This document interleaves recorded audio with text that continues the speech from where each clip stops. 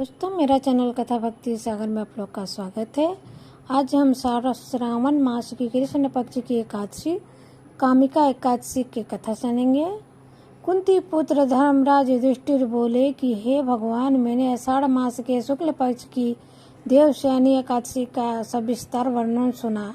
अब आप मुझे श्रावण मास के कृष्ण पक्ष की एकादशी की कथा सुनाइए। उस एकादशी का क्या नाम है तथा इसकी विधि क्या है, इसमें कौन से देवता की पूजा होती है।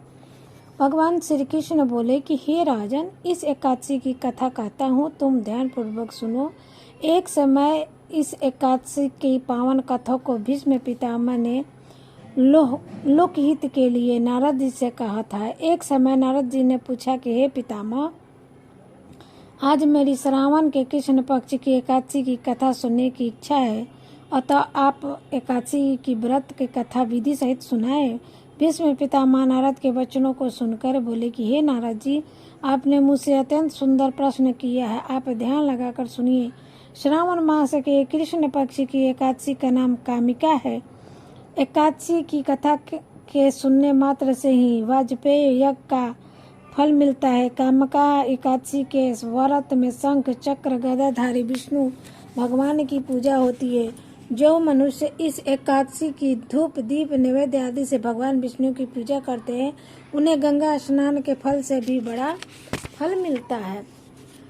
सूर्य या चंद्र ग्रहण में केदार और कुछ क्षेत्र में स्नान करने से जो पुण्य मिलता है, वह पुण्य विष्णु भगवान की भक्ति पूर्वक पूजा करने से मिल जाता है। श्री विष्णु भगवान के पूजन का फल समुद्र और वन सहित पृथ्वी दान करने और सिंह राशि वालों को गोदावरी नदी में स्नान करने के फल से भी अधिक होता है।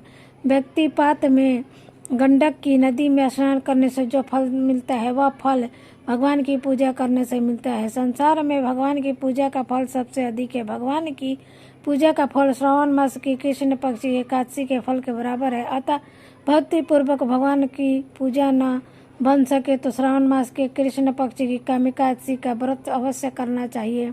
आभूषणों से युक्त बछड़ा सहित गौ दान करने से जो फल मिलता है, वह फल कामिका एकादशी के व्रत से मिलता है। जो उत्तम दिव्य श्रावण मास के कृष्ण पक्ष की कामिका एकादशी का व्रत करते हैं तथा श्री विष्णु भगवान की पूजा करते हैं, उन्हें समस्त देव नगर किन्नर पृथ्वी आदि की पूजा होती है। इसलिए पापी से डरने वाले व्यक्ति को विधि विधान सहित इस व्रत को करना चाहिए।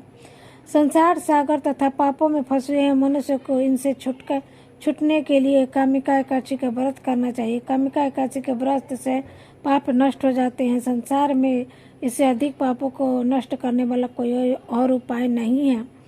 हे नारद जी, स्वयं भगवान ने मुझसे मुख से कहा है कि मनुष्यों को आत्मा विद्या से जो फल मिलता है, उससे अधिक फल कामिका एकादशी का व्रत करने से मिलता है। इस व्रत के करने से मनुष्य अंतिम समय में अनेक दुखों से मुक्त यज्ञ तथा नरक के दर्शन नहीं करता। कामिका एकादशी के व्रत तथा रात्रि के जागरण से मनुष्य को कोई योनि नहीं मिलती है तो स्वर्ग लोक को जाता है। जो मनुष्य श्रावण मास के कृष्ण पक्ष की कामिका एकादशी को तुलसी से भी अधिक पूर्वत श्री विष्णु भगवान की पूजा करते हुए इस संसार के सागर में से रहते हुए इस प्रकार अलग रहते हैं, जिस प्रकार कमल पुष्प जल में रहते हुए भी जल से अलग रहता है।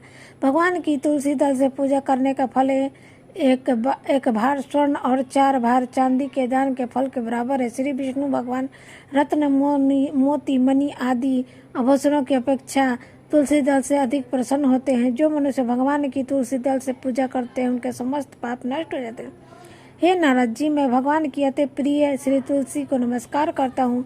तुलसी जी के दर्शन मात्र से मनुष्य के समस्त पाप नष्ट हो जाते हैं और शरीर के स्पर्श मात्र से मनुष्य पवित्र हो जाता है। तुलसी जी को जल से स्नान करने से मनुष्य की समस्त यम यातनाएं नष्ट हो जाती है। जो मनुष्य तुलसी जी को भक्ति पूर्वक भगवान के चरण कमलों में अर्पित करता है, उसे मुक्ति मिलती है। जो मनुष्य इस कामिका एकादशी की रात्रि को जागरण करे और दीप दान करे, उनके पुण्य को लिखने में चित्रगुप्त भी असमर्थ है।